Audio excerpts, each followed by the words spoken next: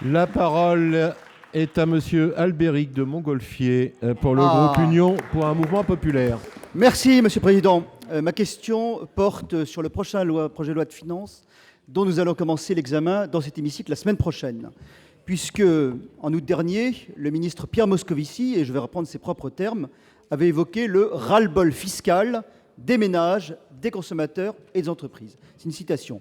Et le gouvernement nous avait annoncé un PLF pour 2014 dont l'effort porterait à 80% sur la dépense et à 20% sur la fiscalité. Mais la lecture du projet de loi de finances pour 2014 montre que cette présentation ne correspond absolument pas à la réalité. La réalité des chiffres, c'est quoi? La réalité des chiffres, c'est que les dépenses du budget général, entre le PLF 2013, 295,2 milliards d'euros, et le PLF pour 2014, 294,5 milliards d'euros, la baisse des dépenses n'est en réalité que de 700 millions. 700 millions, car vous devez financer un certain nombre de promesses électorales, et je pense en particulier aux embauches dans un certain nombre de ministères. La réalité des chiffres, c'est la baisse des dotations de l'État, qui, elle, est réelle, 1,5 milliard de baisse de dotations pour les communes, pour les intercommunalités, pour les départements, pour les régions, moins 1,5 milliard, auxquels doivent s'ajouter 2 milliards d'euros de dépenses supplémentaires, en particulier pour les rythmes scolaires, on en a parlé, 2 milliards d'euros supplémentaires, c'est le chiffrage du Comité des finances locales. La réalité, c'est également, pour le gouvernement, une hausse des cotisations d'impôts, une hausse des cotisations sociales qui va concerner directement les entreprises, je pense bien sûr à l'IS, qui va concerner les ménages, je pense à la TVA. Bref, c'est environ 12 milliards d'euros de prélèvements supplémentaires pour les Français, pour les familles en 2014. La réalité, c'est évidemment que les Français ne croient plus à l'annonce d'une pause fiscale que vous n'évoquez d'ailleurs même plus. Les Français attendent des réponses. Ils attendent des réponses maintenant pour ce projet de loi de finances pour 2014.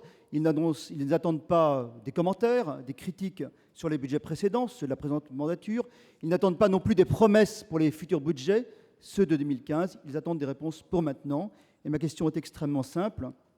Au cours de ce débat budgétaire qui commence, quelles dépenses allez-vous accepter de réduire, comme vous y invite d'ailleurs l'OCDE?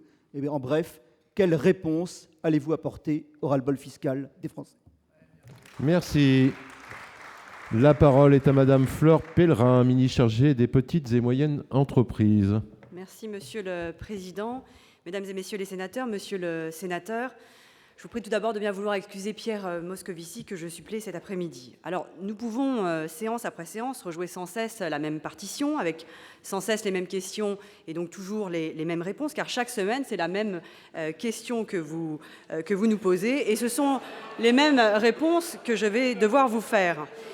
Puisque vous en décidez ainsi, comme chaque semaine, je serai dans l'obligation de vous rappeler que l'opposition est quand même bien prompte à s'exonérer de ses responsabilités à l'heure de commenter la trajectoire budgétaire de ce pays, car les décisions que nous prenons aujourd'hui ne sont finalement que les répliques à votre propre gestion. Et s'il y a décrochage de l'économie française aujourd'hui, il a eu lieu, hélas, bien avant que nous arrivions. Vous nous laissez un déficit à 5,5% du PIB, 600 milliards d'euros de dettes supplémentaires, un commerce extérieur au plus bas. Alors oui, nous devons réparer et réparer au plus vite. Et comme chaque semaine, je vous rappellerai que malgré vous, malgré les Cassandres, la situation économique de notre pays s'améliore progressivement. Tous les instituts économiques le confirment, la récession est derrière nous, la croissance revient, progressivement certes, le chômage se stabilise et nous le devons pour partie à l'action de ce gouvernement. Comme chaque semaine, vous nous accusez de matraquage fiscal, laissant entendre que si vous étiez restés au pouvoir, les choses auraient été tellement plus douces et tellement plus simples. Vous auriez su réduire les dépenses sans heurter l'économie, mais que n'avez-vous fait pendant les 10 années où vous avez été aux responsabilités? Vous auriez su éviter les hausses d'impôts, mais alors pourquoi ne pas avoir mis en pratique cet engagement au cours des dernières années? La précédente majorité a voté rien que pour les années 2011 et 2012, pas moins de 35 milliards d'impôts supplémentaires. Alors, comme chaque semaine, je vous rappellerai que la dépense publique, elle est désormais maîtrisée. Nous intensifions même nos efforts d'économie en 2014, année qui marquera un basculement dans la répartition de nos efforts entre recettes et dépenses. Pierre Moscovici et Bernard Cazeneuve ont élaboré un budget 2014 très ambitieux, puisqu'il prévoit une baisse de 1,5 milliard d'euros de dépenses de l'État, hors dettes et pensions. C'est d'ailleurs la première fois qu'un budget est construit sur une base aussi ambitieuse. Je rappelle que pendant le précédent quinquennat, les dépenses ont progressé en moyenne de 2 milliards d'euros par an. Voilà votre bilan. Comme nous vous l'expliquons depuis des semaines et depuis des mois, l'effort dorénavant et à partir de 2015 se fera uniquement par des économies.